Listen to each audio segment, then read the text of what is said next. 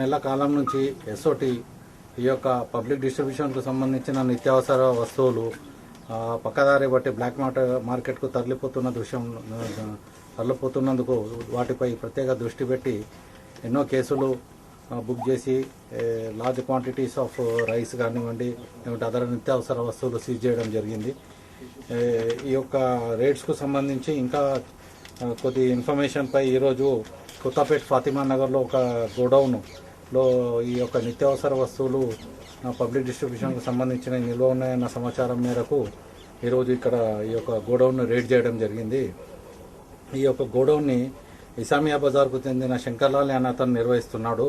ఇతడు సిటీకి సంబంధించిన డిఫరెంట్ రేషన్ షాప్స్ నుంచి ఇదంతా రైసు, వీటు, షుగరు, మళ్ళా కందిపప్పు ఇదంతా ప్రొక్యూర్ చేసి ఈవెన్ ఉప్పు కూడా ప్రొక్యూర్ చేసి నిజామాబాద్కు చెందిన కమల్ అనే అతనికి చేరవేస్తూ ఉంటాడు.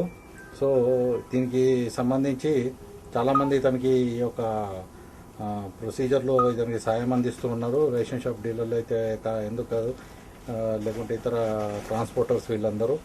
సో ఈరోజు ఈ యొక్క రేడ్లో 228 quintals rice, PDS rice, 228 quintals PDS rice, 21 quintal sugar, 3.5 quintal కందిపప్పు, 17.5 అంటే దాదాపు 18 క్వింటాలు గోధుమలు, మరియు 2 క్వింటాల షుగరు సీజ్ చేయడం జరిగింది. దీంతో పాటు ఒక డీసీఎం వ్యాన్, ఒక యాక్టివా వెహికల్ ప్లస్ శంకర్లాల్ దగ్గర నుంచి 1 లక్ష రూపాయల దాకా సీజ్ చేయడం జరిగింది.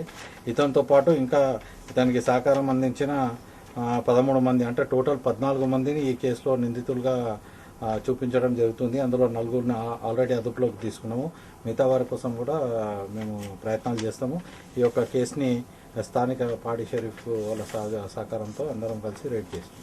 మరి 14 మందిలో పాత నేరస్తులు ఉన్నారా? ఇప్పుడు వెరిఫై చేయాలి. అది పాత నేరస్తులు ఇంతకుముందు సంబంధించిన, ఎందుకంటే ఇంతకుముందు చాలా కేసులు వేసినాం కాబట్టి వీళ్ళేమన్నా అందులో కూడా ఉన్న వాళ్ళు ఉన్నారా అన్నవి అవన్నీ వెరిఫై చేయాల్సి ఉంటుంది.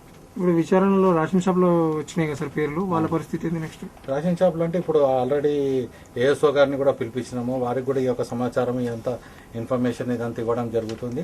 వాళ్ళ రూల్స్ ప్రకారం ఏదైతే యాక్షన్ తీసుకున్నా వాళ్ళు సివిల్ సప్లైస్ వాళ్ళు డెఫినెట్గా తీసుకుంటారు. అంటే వాళ్ళ పట్ల చర్యలు ఎలా ఉండబోతున్నాయి అంటే మరి చూడాలి వాళ్ళు ఏం యాక్షన్ తీసుకుంటారు. సస్పెన్షన్ ఆఫ్ లైసెన్స్ కానీ, ఇప్పుడు క్రిమినల్ కేసు అయితే వాళ్ళ మీద రిజిస్టర్ అవుతుంది. క్రిమినల్ కేసు తర్వాత ఫర్దర్ యాక్షన్ సివిల్ సప్లైస్ వాళ్ళు ఏది తీసుకోవాలని అది వాళ్ళు తీసుకుంటారు.